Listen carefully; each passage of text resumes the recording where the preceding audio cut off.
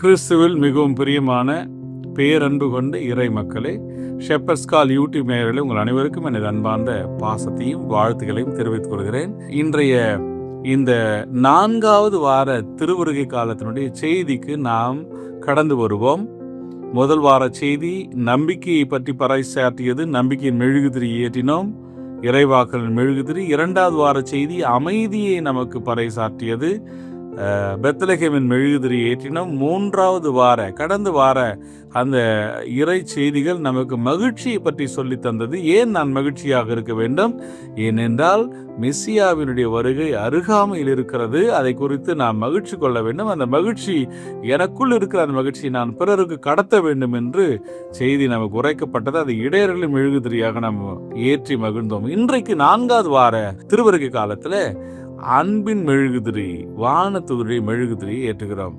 அப்போ நம்பிக்கையில் தொடங்கினவர் அன்பில் நிறைவு பெறுகிறார். அன்பின் வடிவமான மெசியா இயேசு கிறிஸ்து என்னில் பிறக்க போகிறார், உங்களுக்குள் வரப்போகிறார், உங்கள் குடும்பத்திற்குள் வரப்போகிறார். அன்பின் வடிவமானவர், அவரே நிறைவானவர் என்பதனை எண்பித்து காண்பிப்பதற்காக தான் இந்த 4வது வார இந்த செய்தி நமக்கு அழைப்பு தருகிறது. இந்த 3 வாசகங்களையும் புரிந்து கொள்ள ஒற்றை வார்த்தை போதும். என்ன அது? உங்களுக்கு உங்கள் வாழ்க்கையில அடுத்த கட்டம் என்ன என்பது புரியவில்லை என்றாலும் கூட, when you don't even understand what is next, trust in God என்று சொல்லுகிறார்கள். நீங்கள் கடவுளை நம்புங்கள். நம்பிக்கை தான் முதலில் வர வேண்டும். faith proceeds என்று சொல்லுகிறார்கள். நம்பிக்கை முதலில் இருக்க வேண்டும், மற்றதெல்லாம் பின்னாடி, அப்புறம் பார்த்துக்கலாம். அப்போ இந்த நம்பிக்கையை பற்றி பேசுவதுக்கு தான் இந்த முதல் வாசகம். ஆகாஸ் என்கிற அந்த அரசன் கலங்கி போய் நின்று கொண்டிருக்கிறான். பயத்தின் உச்சத்தில் இருக்கிறான், விளிம்பில் இருக்கிறான், அவனுடைய மனக்கலக்க நேரத்தில் இருக்கிறான், குழப்பமுற்ற நிலையில் இருக்கிறான். அடையாளத்தை ஒன்று கேள் என்று கேட்கிற பொழுது அவன் கேட்க மறுக்கிறான். கடவுளை சோதிக்க மாட்டேன் என்று சொல்கிறான். அவனுக்கு இருப்பிடம் அடையாளம் கொடுக்கப்படுகிறது. என்ன அடையாளம் பாருங்கள். இதோ கருவுற்றிருக்கும் அந்த இளம்பெண் ஒரு ஆண்மகவை பெற்றெடுப்பார், அக்குழந்தைக்கு அவர் இம்மானுவேல் என்று பெயரிடுவார். அப்போ இம்மானுவேல் என்றால் என்ன? கடவுள் நம்முடன் இருக்கிறார் என்பது பொருள். God with us. அப்போ பிரியமானவர்களே, உன்னுடைய குழப்பத்துல நீ தனியா இல்ல. The God is with you. Emmanuel, கடவுள் உன்னுடன் இருக்கிறார். உன் குழப்பத்தில் இருக்கிறார், உன் வலியில் இருக்கிறார், உன் வேதனையில் இருக்கிறார், உன் நெருக்கடியின் வேலையில் இருக்கிறார். எல்லா வேலைகளிலும் கடவுள் உன்னுடன் இருக்கிறார். உன்னுடன் என்னுடன் இருக்கிறவருடைய பெயர் என்ன? இம்மானுவேல். அப்போ இந்த 2வது வாசகம் புனித பவுலுடைய ரோமியருக்கு எழுதிய கடிதத்தில் பார்க்கிறோம். அந்த ஒரு சுருக்கமான செய்தியை பவுல் சொல்லுகிறார். கடவுள் ஒன்று சொன்னார்னா அதை நிறைவேற்றுவார்ப்பா அப்படின்றார். அந்த ப்ராமிஸ் என்ன சொல்லுகிறோம்? கடவுளுடைய வாக்குறுதிகளை கண்டிப்பாக அவர் நிறைவேற்றுவார். மனிதர்கள் நாம தான் இன்னைக்கு ஒன்று சொல்றோம், நாளைக்கு ஒன்று சொல்றோம். கடவுள் அப்படி இல்லை. ஒன்று சொன்னார்னா அதை அவர் நிறைவேற்றுவார். அப்படி என்ன சொன்னார்ன்றது தான் முதல் வாசகம். முதல் வாசகத்தில் என்ன சொன்னாரு பாருங்கள். மீண்டும் நினைவுறுகிறேன். கருவுற்றிருக்கும் அந்த இளம் பெண் ஒரு ஆண் மகவை பெற்றெடுப்பார், அக்குழந்தைக்கு அவர் இம்மானுவேல் என்று பெயர். இதுதான் ஒரு ப்ராமிஸ், வாக்குறுதியா சொல்றார். அப்ப அந்த வாக்குறுதி 2வது வாசகத்துல பவுலடியார் அது நிறைவேற்றப்படுகிறது. யார் வழியா? இயேசு கிறிஸ்துவின் வழியாக அந்த வாக்குறுதி நிறைவேற்றப்படுகிறது. தூய ஆவியால் ஆட்கொள்ளப்பட்ட நிலையில் வல்லமையுள்ள இறைமகன் இவர் இறந்து உயிர்த்தெழுந்தால் இந்த உண்மை நிலைநாட்டப்பட்டது. இவரே நம் ஆண்டவர் இயேசு கிறிஸ்து என்று புனித பவுலடியார் சொல்லுகிறார். அப்போ இயேசு கிறிஸ்து யாரு அப்படின்னா, அவர் ப்ராமிஸ், அவருடைய வாக்குறுதி, வாக்கு தத்தங்களுடைய வடிவம். எசையா தீர்க்கதரிசி அறிவிக்கப்பட்ட அந்த வாக்குறுதி இங்கே இயேசுவில் நிறைவேறுகிறது என்பதை மிக எளிமையாக பவுல் சொல்வதை பார்க்கிறோம். கடவுள் ஒன்று சொன்னார்னா கண்டிப்பாக அதை செய்வார். உங்கள் குடும்பத்துக்கு ஏதோ கடவுள் ப்ராமிஸை தராரு, நம்புங்க. கடவுள் உன் குடும்பத்திற்கு ப்ராமிஸ், வாக்குறுதியை வைத்திருக்கிறார், நம்பு. எசையா சொன்ன வாக்குறுதி இயேசுவில் நிறைவேறியது என்றால் இயேசு சொல்கிற வாக்குறுதி கண்டிப்பாக உங்கள் குடும்பங்களில் நிறைவு பெறும், நம்புங்கள். Jesus came to save us and to help us live a life of faith and obedience. என்னை அவர் காப்பாற்றுறதுக்காக, என்னை மீட்கிறதுக்காக வந்தவர். அப்போ கடவுள் எப்பொழுதும் தன்னுடைய வாக்குறுதிகளை அவர் நினைவில் வைத்துக் கொள்கிறவர், அதை நிறைவேற்றுபவர் என்கிற கருத்தை தான் 2வது வாசகத்தில் பவுல் சொல்லுகிறார். 3வது வாசகத்தில் நாம் நற்செய்தி கடந்து வருகிறோம். மத்தேயு எழுதிய நற்செய்தி 1வது அதிகாரத்தில் பார்க்கிறோம். யோசேப்பு பற்றி மிக அழகான செய்திகளை நாம் பார்க்கிறோம். யோசேப்பு ரொம்ப குழப்பமுற்ற மனநிலையில் இருக்கிறார். காயமடைந்த உள்ளத்தோடு இருக்கிறார். ஏனென்றால் தனக்கு திருமணம் நிச்சயித்திருந்த அந்த பெண் கூடி வாழும் முன் கருவுற்றிருக்கிறார். பாருங்க, எவ்வளவு பெரிய ஒரு சமூக இழிவை அவர் சந்தித்திருக்க வேண்டும். சோஷியல் ஷேம் என்று சொல்லுகிறார்கள். ஹர்ட், ஒரு பெரிய காயமடைந்த உள்ளம். இருப்பினும் இவர் ரைச்சியஸ் மேன், இவர் ஒரு நேர்மையாளர் என்பதனால அவர் நாம் என்ன பார்க்கிறோம்னா, அவர் கணவர் யோசேப்பு நேர்மையாளர். அவர் மரியாவை இகழ்ச்சி உள்ளாக்க விரும்பாமல் மறைவாக விலக்கு விட திட்டமிட்டார் என்று பார்க்கிறோம். இப்போ யோசேப்பு நேர்மையாளர்ன்றது இருக்கட்டும், கடவுளுக்கு அது இங்க முக்கியமா படல. உன் இறக்க குணம் இங்க முக்கியமா படல. ஐயோ அப்படின்னு சொல்லிட்டு ஒதுங்கி போயிடுறது ஆண்டவர் விரும்பல. மாறா செயல்படுறதுக்கு அழைப்பு தரார். உன்னுடைய ஒரு உண்மையான செயல்பாட்டுக்கு அழைப்பு தரார். ஐயோ அப்படின்னு ஒதுங்கிறது ஈஸி. ஒதுங்காத, நான் உன் கூட இருக்கிறேன் என்று யோசேப்பை ஆண்டவர் செயல்பட அழைக்கிறார். அப்போ அப்படி செயல்பட அழைக்கிறார் அப்படின்னு சொல்ற பொழுது நம்ம பார்க்கிறோம், வார்த்தை சொல்லப்படுகிறது. அவர் இவ்வாறு சிந்தித்து கொண்டிருந்த போது ஆண்டவர் தூதர் அவருக்கு கனவில் தோன்றி, யோசேப்பே, தாவீதின் மகனே, உன் மனைவி மரியாவை ஏற்றுக்கொள்ள அஞ்ச வேண்டாம் அப்படின்றார். எப்படி கபிரியேல் தூதர் அன்னை மரியாளுக்கு மங்கள வார்த்தை சொல்லுகிறாரோ அதே போல அதுக்கு இணையான மீட்பின் திட்டத்தில் மங்கள வார்த்தை அறிவிப்பு முக்கியமானது. மக்களே கவனியுங்கள், கொஞ்சம் நான் சொல்றத செவி கொடுத்து கேளுங்கள், முக்கியமானது இது.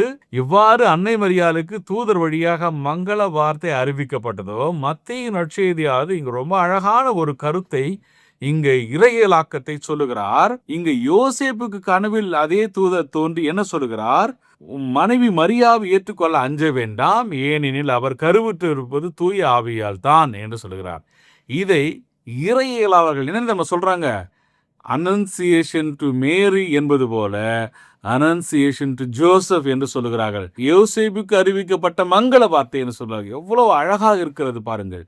அப்ப மீட்பின் திட்டத்தில் யோசேப்பினுடைய அந்த ஒரு பங்களிப்பை நாம் மறுதளிக்கவே முடியாது. அதை நாம் விட்டு விலகி நிற்கவே முடியாது. அப்போ யோசேப்புக்கு ஏற்றுக்கொள்ள அஞ்சாதே, தூய ஆவியால் தான் அவர் கருவுற்றிருக்கிறார் என்று சொல்லிட்டு அவர் ஒரு மகனை பெற்றிருப்பார், அவருக்கு இயேசு என பெயரிடுவீர், ஏனெனில் அவர் தம் மக்களை அவருடைய பாவங்களிலிருந்து மீட்பார் என்று தூதர் சொல்றார். அப்போ முதல் வாசகத்துல ஆகாசு கொடுக்கப்பட்டது என்ன? இம்மானுவேல். இம்மானுவேல்னா கடவுள் நம்மோடு என்கிற பொருள். இங்க இயேசு என்று பெயரிடுவேர்னா இயேசுன்னா என்ன அப்படின்னா, அவர் தம் மக்களை பாவங்களிலிருந்து மீட்பார். God who saves. கடவுள் மீட்பார். அதான் ஜீசஸ் என்ற பெயருடைய அர்த்தம். அப்ப பிரியமானவளே, நமக்கு கடவுள் நம்மோடு இருக்கிறார். நம்புங்க. ஏன் நம்பாம தவிக்கிறீங்க? கடவுள் உங்களை மீட்கிறவர் உங்களோடு இருக்கிறார். நம்புங்க. Jesus with you. ஏன் நீங்கள் உங்கள் மனம் கலங்குகிறது? எனவே பிரியமானவர்களே, அற்புதமான வாசங்கள் இன்றைக்கு. அனன்சியேஷன் டு ஜோசப், யோசேப்புக்கு மங்கள வார்த்தை அறிவித்தது போல உங்கள் குழப்பமான நேரங்களில், உங்கள் வேதனை நிறைந்த நேரங்களில், உங்கள் மன வருத்த நேரங்களிலே ஆண்டவர் உங்களுக்கான வாக்குறுதியை தருவார், உங்களுக்கான மங்கள வார்த்தையும் தருவார். என்ன வார்த்தை?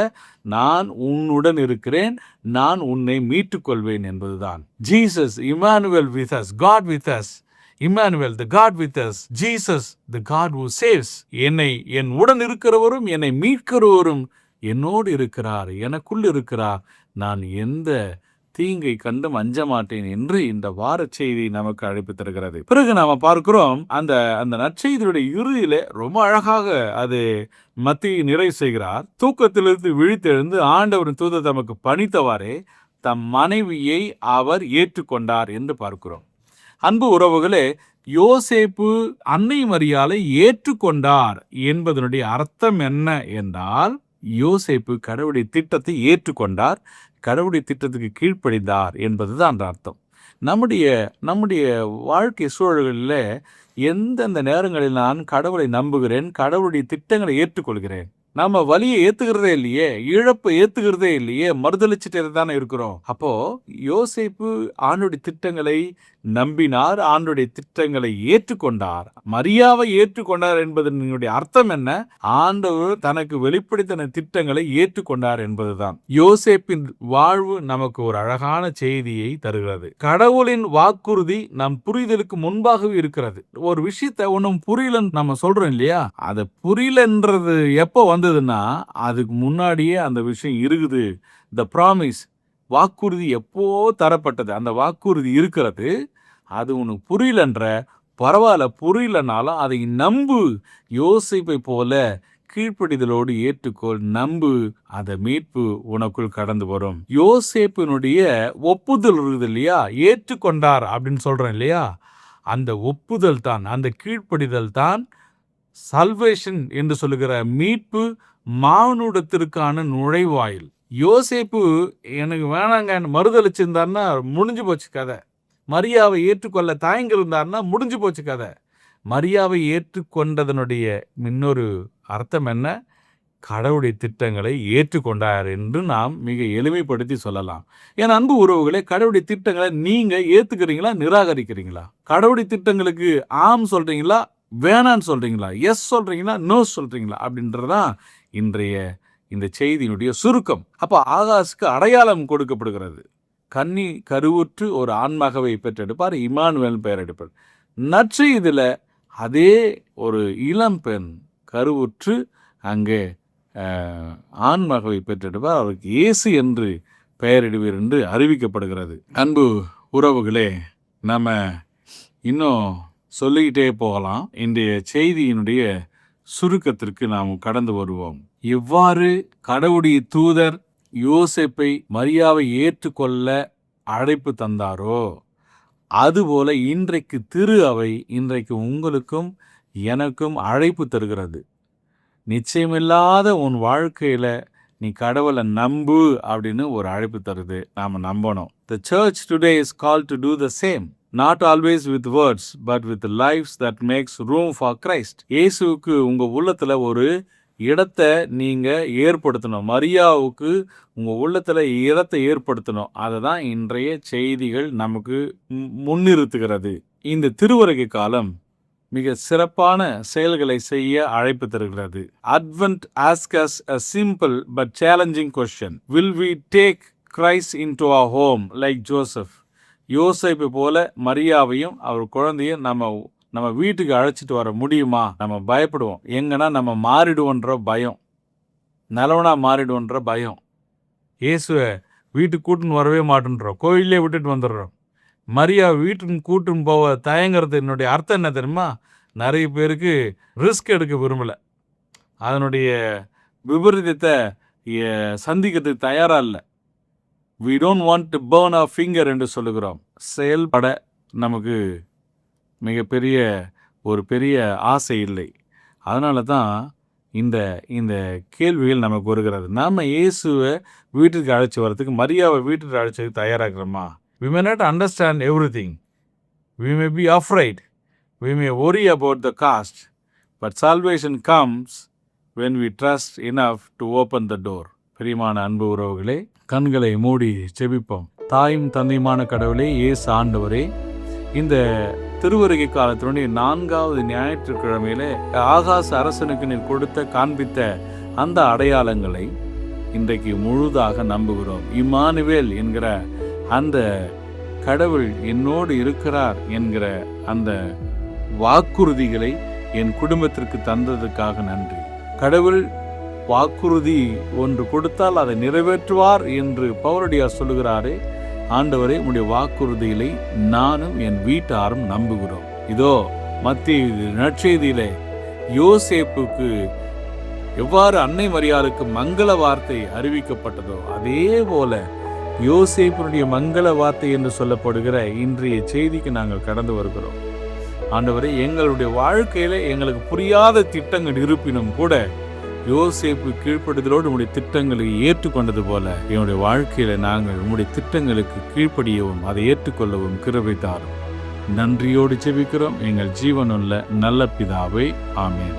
மரியே வாழ்க, இயேசுவே ஆண்டவர்.